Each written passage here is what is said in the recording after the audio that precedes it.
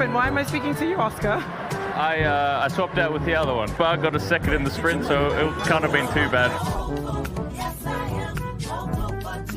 I think we're just hearing that you've had a track limit infringement. Is that accurate? Did you know that maybe something was under investigation for your track limits as well? I didn't know, but this is fun. This is the You top may have three. been dropped down to 6th now, so Wonderful. it was lovely speaking to you though, Oscar. Thank you.